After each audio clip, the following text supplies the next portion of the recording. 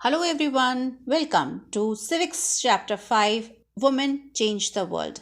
In this particular chapter, we will be coming to know that how women can change the world with the help of which weapon women can do this thing.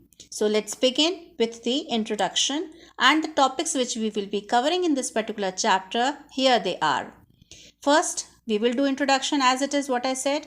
Then second, we will be coming to know about the topic who does that work. Then fewer opportunities and rigid expectations. Then lastly in this part 1, we will go with learning for change. Okay, so let's begin with the introduction. If we were to analyze the work of housewife, it would amount to a lot more than a man does outside the house. There is no fixed work, it is full-time job. Means for women it's all the time a job to be working from morning till night period. In other words, it is quite tedious work, but it does not bring in any income. Women have been struggling to get an equal place in the society. Getting education is definitely one way of achieving equality. There are some jobs that are considered more suitable for women, like those of a teacher or nurse, or related towards any of the tender job which a woman can handle. Now, another topic arises that who does that work? Who does that means who are being responsible for doing all these works concerning from long years back. In the olden times, women were not allowed to go out to work.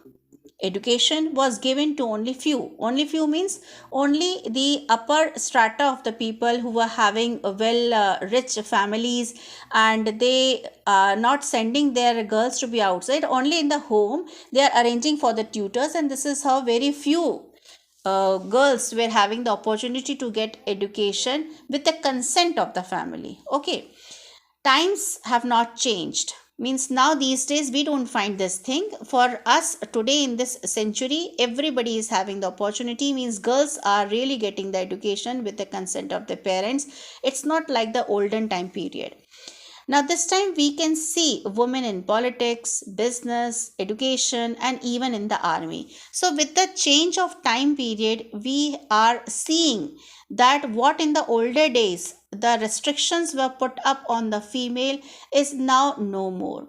With the passage of time, with the education, with the spreading awareness, we are really to the side of the fact that women are getting all opportunities with the help of the society people, with the help of the government initiating that women should get the education. So all these things which has been changed was not in the older time period, just because of the reason that due to the stereotyped belief in the previous time period, due to the stereotype belief, women often lag behind men in various jobs and occupations. What presently we are seeing that women are in army, in the field of the medicines, in the field of the science, all these things in the previous time period, means many years ago, it doesn't used to happen, just because of the belief that women can't do this, women can't do that. So these were the actually beliefs, stereotype beliefs which the people were having.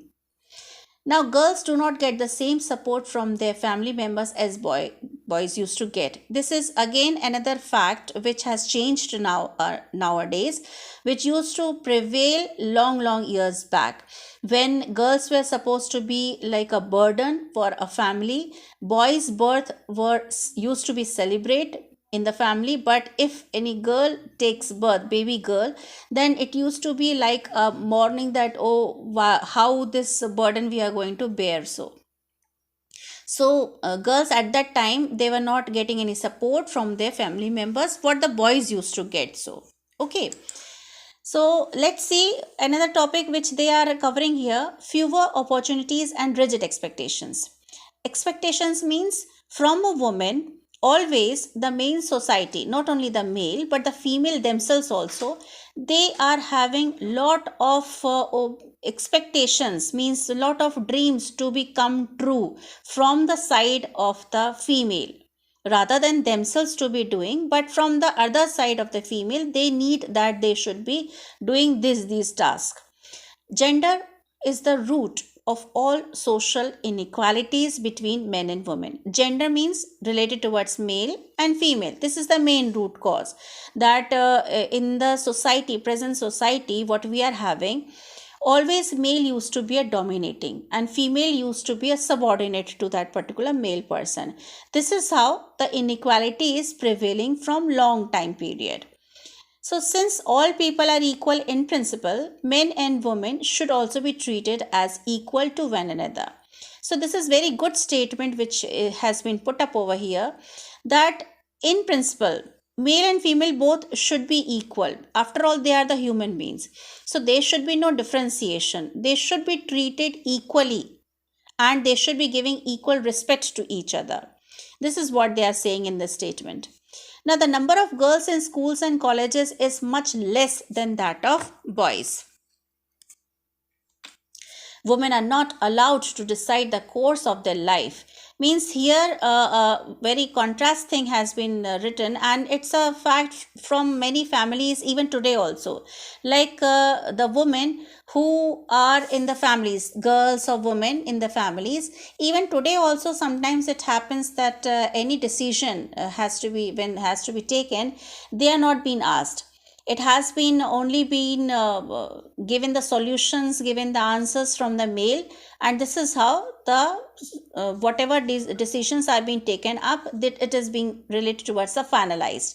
Women are not allowed to decide the course of their life, even for their choosing husband, or related towards the apart from the marriages, also related towards even their jobs. Women have to consent before to their parents, like father and the mother, even the brothers also, that she should be going to that particular job or not, continue with that particular thing or not, or getting married. All these things, even today also we find that women are not allowed to decide all these things of their life from her own side. She somewhere has to depend on the family. So women are supposed to look after the house and the children. This is always one of the thing which is being prevailing, that if a woman is there, her task should be only two. That means look after the house and the children. This results in physical and mental exhaustion.